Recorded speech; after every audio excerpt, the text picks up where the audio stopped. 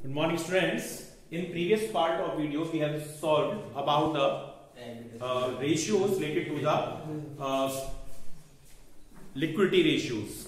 In this part of video, we going to start the ratio which we call solvency ratio. Solvency ratio जो आपका ratio होता है वो आपको बताता है कि आपकी लॉन्ग टर्म सॉल्वेंसी पोजीशन कैसी है, आप लॉन्ग टर्म लायबिलिटीज को पे करने में कितने कैपेबल हैं। ये चीजों को डिफाइन करने के लिए हम सॉल्वेंसी रेशियो को यूज करते हैं। इसका फर्स्ट जो है रेशियो वो है डेब्ट इक्विटी रेशियो। डेब्ट इक्विटी रेशियो, इसका जो फॉर्मूला होता है वो होता है non current liability divided by share holder fund. Share holders fund, ये इसका फॉर्मूला होता है कि नॉन करंट लायबिलिटी में हम शेयर होल्डर फंड का अगर डिवाइड कर दें तो वो हमारा डेब्ट इक्विटी रेशियो का अमाउंट आ जाएगा। अब नॉन करंट लायबिलिटी कैसे कैलकुलेट करेंगे आप? नॉन करंट लायबिलिटी निकालने के लिए वैसे आपको कुछ अमाउंट गिवन होंगे, like debentures, like term loan, like public deposit, plus long term provisions. Means अगर आप ये आइटम्स को ऐड कर लेंगे तो आपकी नॉन करंट लायबिलिटीज की वैल्यू फाइंड हो जाएगी, जिसमें डिवेंचर्स में भी हो सकते हैं, मे बी टर्म लोन हो सकता है लॉन्ग टर्म का, पब्लिक डिपॉजिट्स का अमाउंट हो सकता है, लॉन्ग टर्म प्रोविजंस की वैल्यू हो सकती है। और वी कैन से दैट, या नॉन करंट लायबिलिटी में निकालनी हो तो एक फॉर्मूला हम और यूज कर सकते हैं, टोटल डेब्ट माइनस करंट लायबिलिटी। यानी टोटल डेब्ट में से अगर आप करंट लायबिलिटी की वैल्यू को डिडक्ट कर देंगे तो भी आपकी नॉन करंट लायबिलिटी की वैल्यू फाइंड हो जाएगी। नेक्स्ट है इसमें एक और फॉर्मूला, टोटल असेट्स और we can say total liability, क्योंकि दोनों की वैल्यू सेम होती है तो हम कुछ भी ले सकते हैं, क्योंकि जितनी टोटल लायबिलिटीज होगी उतनी ही वैल्यू हमारी टोटल असेट्स की होगी।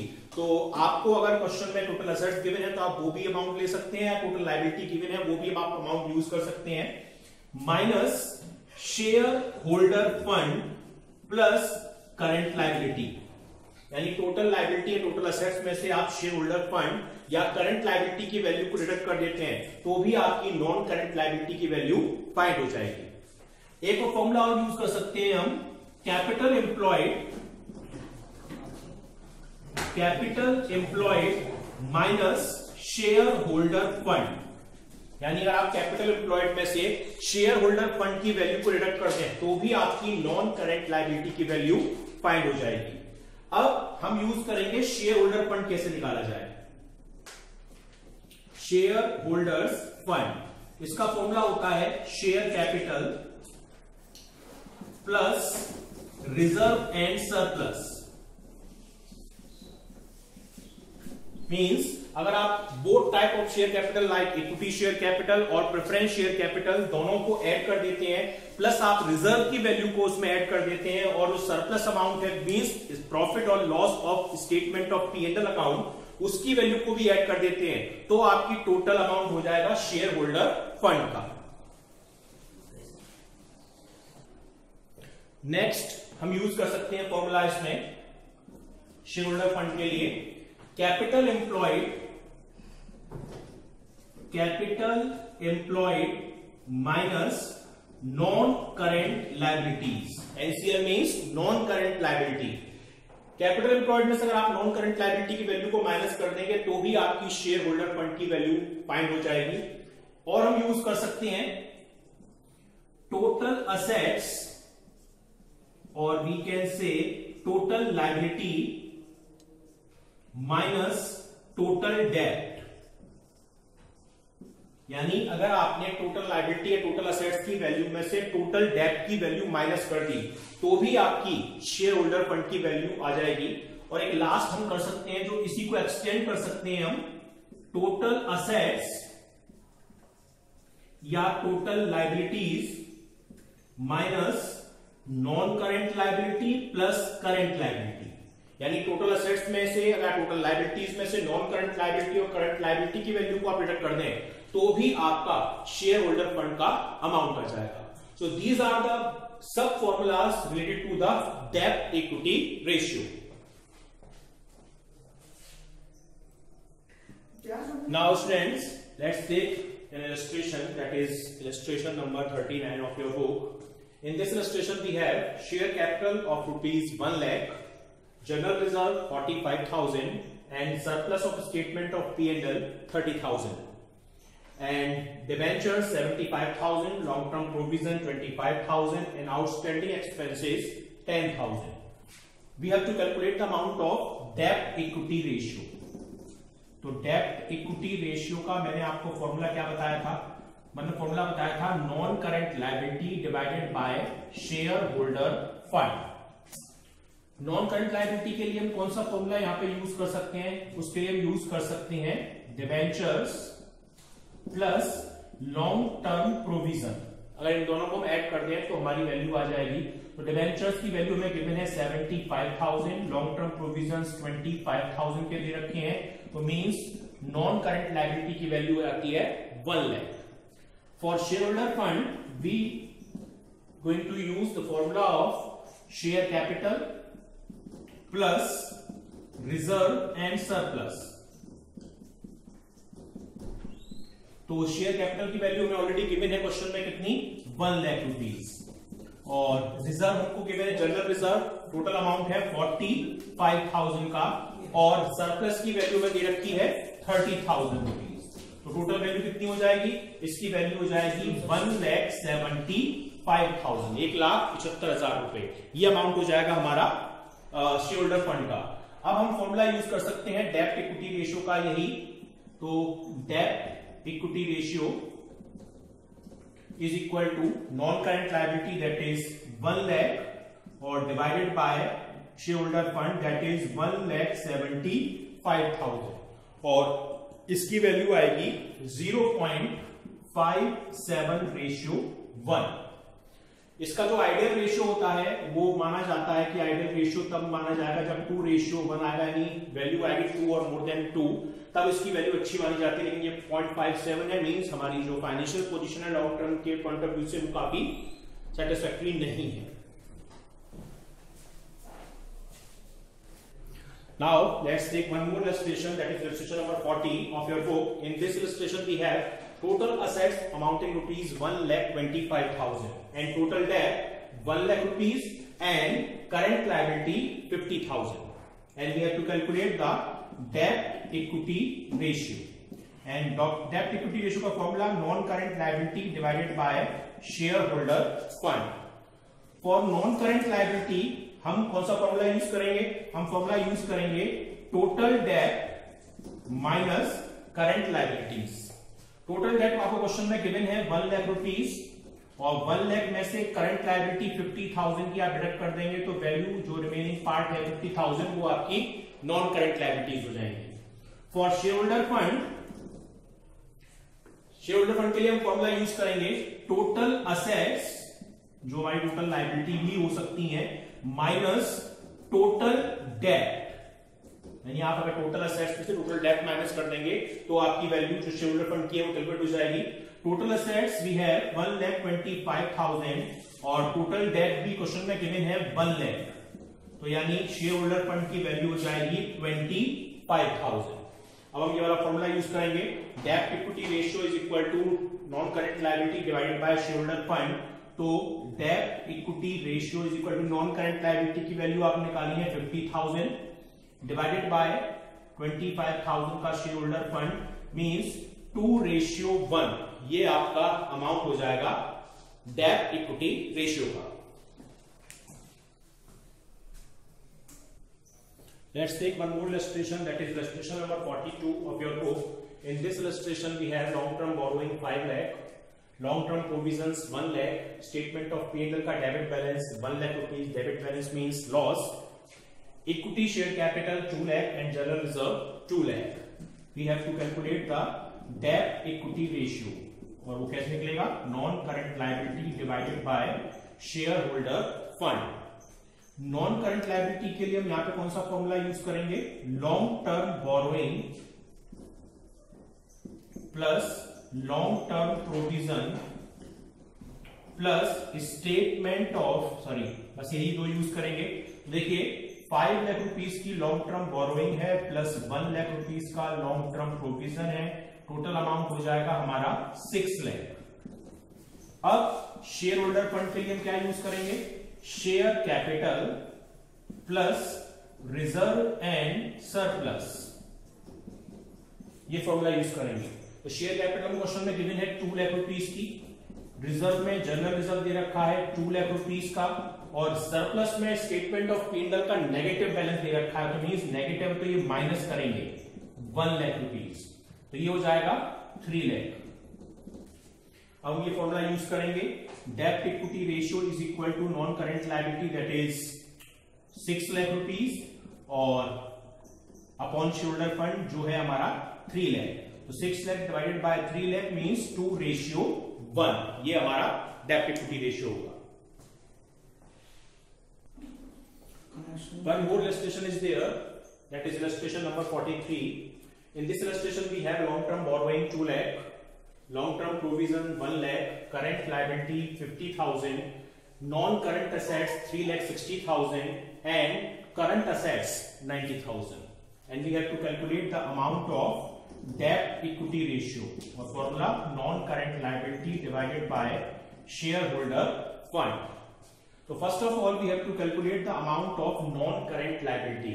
non current liability के लिए हम फॉर्मूला यूज करेंगे long term borrowing plus long term provision, जो हमको ये दोनों गिवन है। तो लॉन्ग टर्म बोरोइंग गिवन है 2 लाख और लॉन्ग टर्म प्रोविजन हमको गिवन है 1 लाख, यानी टोटल वैल्यू हो गई नॉन करंट लायबिलिटी की 3 लाख रुपीस। अब शेयर होल्डर फंड के लिए मैंने आपको एक फॉर्मूला बताया था, total assets minus non current liability plus current liability, यानी मींस टोटल डेट अगर माइनस करते हैं तो हमारी शेयर होल्डर फंड की वैल्यू आ जाएगी। अब टोटल असेट्स कैसे निकल सकती है, टोटल असेट्स के लिए हम फॉर्मूला यूज करेंगे non current assets plus current assets, जो हमें क्वेश्चन में यहां पर गिवन है। तो यानी non current assets 3,60,000 plus 90,000 rupees की करंट असेट्स यानी 4,50,000, ये हमारी टोटल असेट्स हो गई। अब हम ये वाला फॉर्मूला यूज करेंगे, टोटल असेट्स की value 4,50,000 minus non current liability की वैल्यू हमने यहां पे निकाली 3 लाख और करंट लायबिलिटी हमें क्वेश्चन में ऑलरेडी गिवन है 50,000, यानी 4,50,000 माइनस 3,50,000 यानी 1 लाख रुपीस, ये हमारी शेयर होल्डर फंड की वैल्यू हो गई। अब हम ये फॉर्मूला यूज करेंगे डेब्ट इक्विटी रेशियो का, डेब्ट equity ratio equal to non current liability जो आपने निकाली थी वैल्यू 3 लाख और divided by share holder fund यानी 1 लाख, मींस टोटल हो जाएगा 3:1, 3:1 हमारा डेब्ट equity ratio. Now let's take one more illustration, that is illustration number 45. In this illustration we have fixed assets, gross value 6 lakh. Gross means ये हमारी cost है, book value नहीं है, मींस इसमें भी डेप्रिसिएशन को हमने एडजस्ट नहीं किया है। Accumulated depreciation 1 lakh, 6 lakh rupees की अगर हमारी टोटल असेट्स हैं, 1 लाख रुपीस की डेप्रिसिएशन होगी तो नेट फिक्स्ड असेट्स की वैल्यू कितनी हो गई 5 lakh. Non current investment 30,000, long term loans and advances 20,000, current assets 2,50,000, current liability 2 lakh and long term borrowing 3 lakh और long term provision 1 lakh, and we have to find the debt equity ratio, वो non current liability divided by shareholder fund. For non current liability के लिए हम formula क्या use करेंगे, long term borrowing plus long term provision. long term borrowing question में आपको given है 3 lakh rupees की और long term provision भी गिवन है क्वेश्चन में आपको 1 लाख रुपीस का, मींस 4 लाख रुपीस, ये आपकी नॉन करंट लायबिलिटी होगी। अब फॉर शेयर होल्डर फंड हम यूज करेंगे फॉर्मूला टोटल असेट्स और माइनस नॉन करंट लायबिलिटी और करंट लायबिलिटी का रिडक्शन। टोटल असेट्स यहां पे हम कैसे निकाल सकते हैं, टोटल असेट्स हम निकाल सकते हैं फिक्स्ड असेट्स और plus non current investment plus loans and advances, ठीक है। अब प्लस करंट एसेट्स, क्योंकि ये सारी चीजें नॉन करंट एसेट्स की हैं। Non current assets plus current assets total assets होती है। फिक्स्ड एसेट्स की वैल्यू है 5 लाख। 5 लाख कैसे?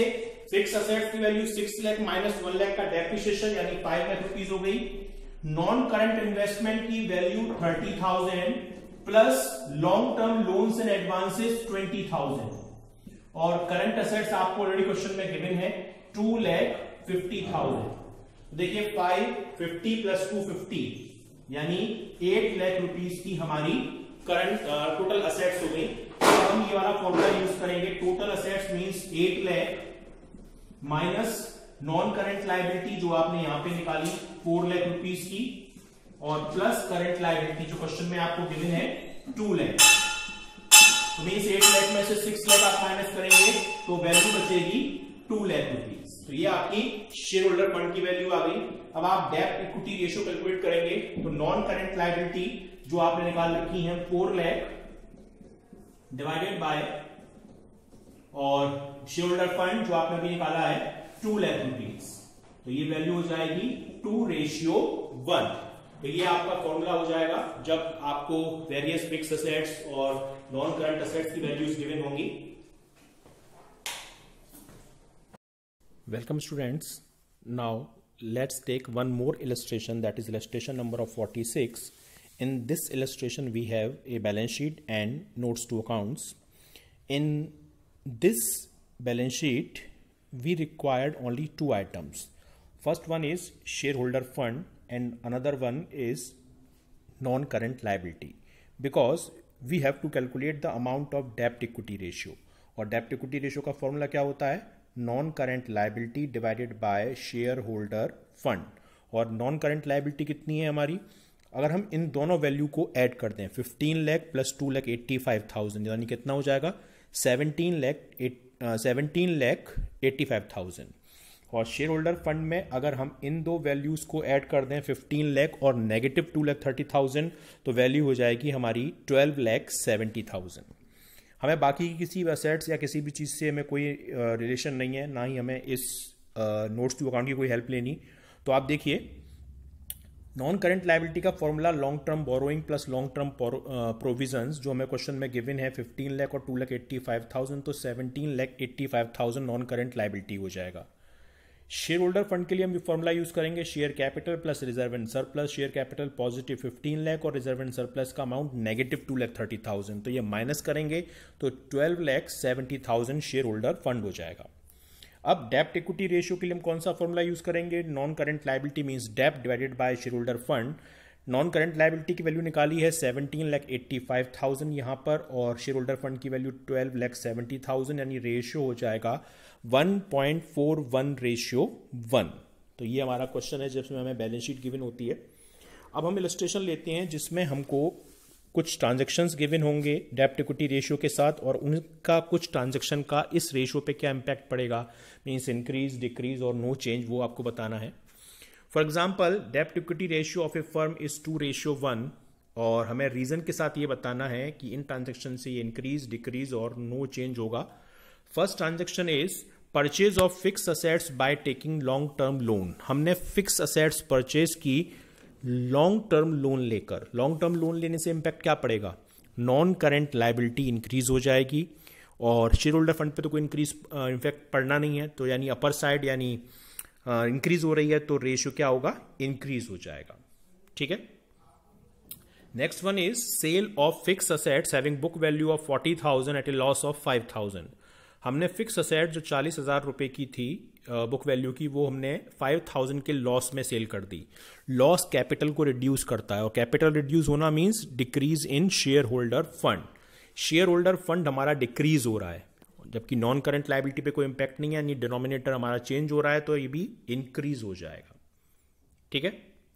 नेक्स्ट है sale of fix assets having book value of 40,000 for 50,000। 40,000 की फिक्स असेट्स हमने 50,000 में सेल की, मींस प्रॉफिट इंक्रीज हो रहा है। प्रॉफिट इंक्रीज होना मींस कैपिटल का इंक्रीज होना, capital increase means share holder fund increase होना।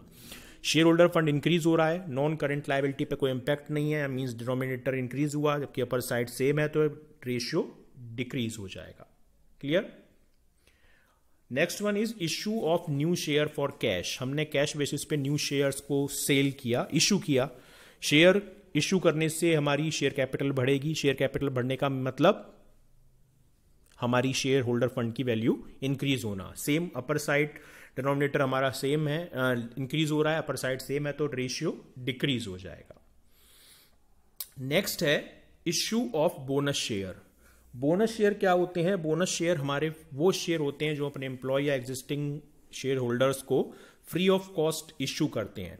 इश्यू कर रहे हैं तो शेयर कैपिटल तो इंक्रीज होगी हमारी, ठीक है, लेकिन सेम टाइम पर हमारी जो लॉन्ग टर्म लायबिलिटी है, जो भी है शेयर कैपिटल की जो वैल्यू है वो चेंज हो जाएगी। देखिए, आप अगर इसका रीजन भी पढ़ें तो debentures redeem are current liability as per schedule 3 company act 2013 long term liability maturity within 12 month within the period of operating cycle. Thus redeem debenture are current liability and neither long-term debt or non-shareholder fund affected since the conversion of accumulated profit into share capital। क्योंकि ये जो amount है हमारा bonus share का, उसका loss हम adjust करेंगे statement of P and L से। तो यानी सेम अमाउंट से शेयर कैपिटल बढ़ेगी और statement of P and L कम हो जाएगा। तो यानी शेयर होल्डर फंड पे कोई इंपैक्ट नहीं आया। नॉन करंट लायबिलिटी भी अनचेंज्ड है, तो means no change. Redemption of debenture for cash. मैंने आपको बताया था फर्स्ट चैप्टर में कि अगर आप किसी डिबेंचर का करंट ऑपरेटिंग साइकिल में, करंट फाइनेंशियल ईयर में पेमेंट करते हैं तो वो फाइनेंशियल ईयर के लिए करंट लायबिलिटी होती है, नॉन करंट लायबिलिटी नहीं होती है, क्योंकि हम रिडेम्पशन कर रहे हैं। तो यानी नॉन करंट लायबिलिटी कम हो रही है, जबकि नॉन करंट लायबिलिटी पे कोई इंपैक्ट नहीं आ रहा, तो ये भी नो चेंज है। Conversion of debenture into equity share. हमने डिबेंचर को इक्विटी शेयर में कन्वर्ट कर दिया, तो डिबेंचर खत्म हो गया, यानी नॉन करंट लायबिलिटी कम हो गई और शेयर यानी इक्विटी शेयर बढ़ गए, यानी शेयर होल्डर फंड हमारे इंक्रीज हो गया और जो नॉन करंट लायबिलिटी है वो हमारी कम हो गई। तो यानी ये डिक्रीज हो जाएगा क्योंकि डिनोमिनेटर बढ़ा है और अपर साइड कम हुई है। और declaration of final dividend declaration किया है हमने, तो ये हमारी लायबिलिटी लॉन्ग टर्म में इंक्रीज हो रही है, तो नॉन करंट लायबिलिटी बढ़ रही है और लॉन्ग टर्म लायबिलिटी का बढ़ना है कह लीजिए तो ये इंक्रीज हो जाएगा। So these are the illustration related to the increase, decrease or no change related in the point of view of debt equity ratio.